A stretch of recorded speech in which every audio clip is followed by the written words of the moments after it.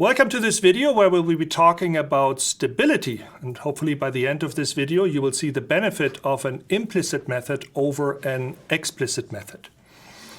So what is stability, or in other words, what's the point of an implicit method? Now let's assume that the true solution does not grow without bound.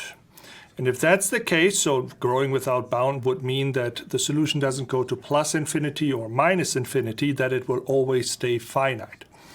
If that's the case, then let's look at the following definition. We'll say that a numerical solution is unstable if it grows without bound, so unlike the true solution. And we say that it is stable if it behaves like the true solution in that it does not grow without bound. So here's a simple example. We have an ODE, dy dx is equal to negative lambda times y. And we can write the solution for this directly. Y of x would be some constant y naught times e to the power negative lambda x. And if we assume that lambda is greater than 0, then if x increases, y will decrease because the exponent over the Euler number there becomes a more and more negative number. Okay, now let's apply Euler's method to solve this ODE. So for Euler's method, we have that the new solution value yi plus 1 is equal to the old solution value yi minus lambda times yi times h. Remember, the negative lambda times yi is the right-hand side that gets evaluated at the currently known solution step I, so minus lambda times yi, and then we multiply this by the step size h.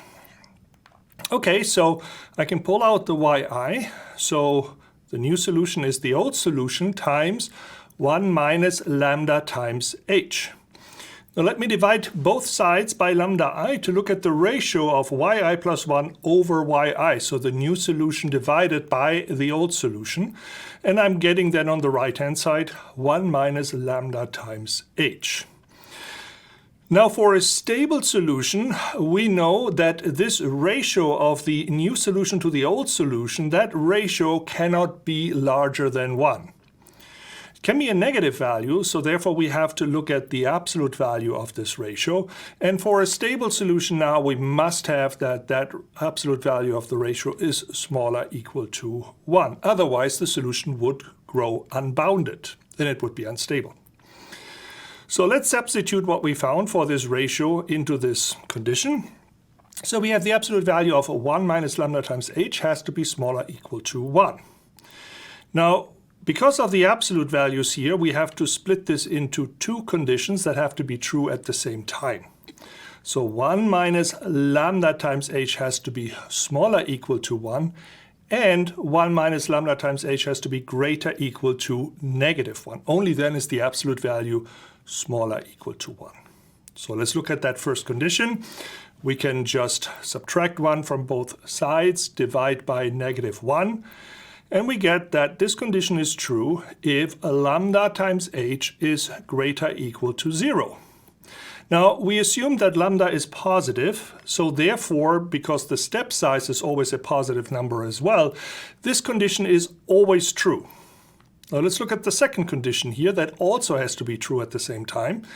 So if we subtract minus 1 from both sides and divide by negative 1, we find that 2 has to be greater equal to lambda times h, or h has to be smaller equal to 2 over lambda. So that means that for our solution to remain stable, we cannot just do an arbitrary step size h. That step size is actually bounded. It has to be smaller equal to 2 over lambda.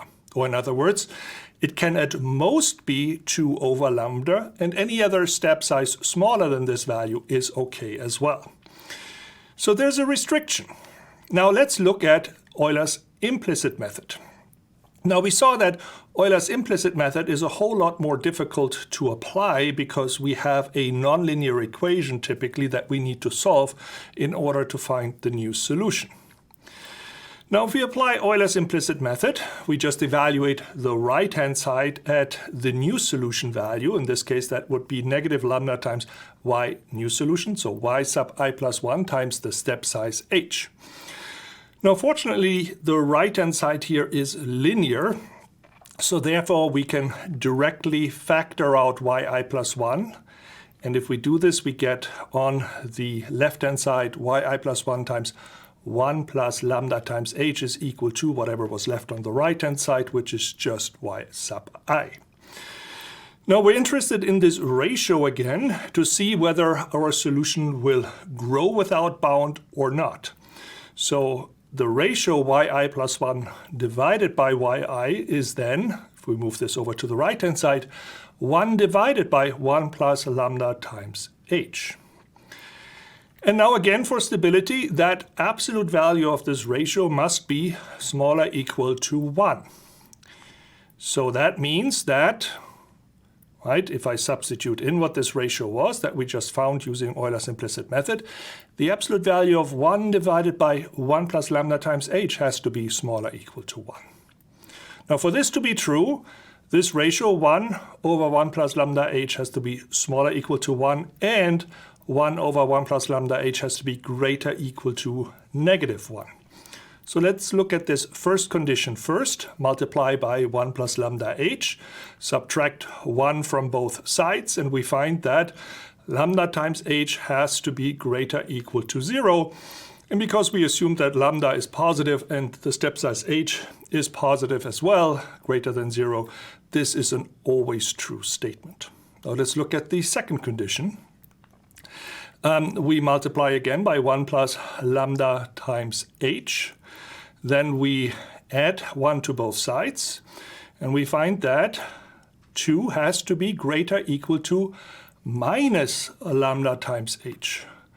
But because lambda is positive and h is positive, negative lambda times h, the negative of the product of two positive numbers, well, that's always a negative number. It will always be smaller than 2. So that statement is true as well, which means that for our solution to remain stable, we actually do not have to satisfy a step size restriction at all.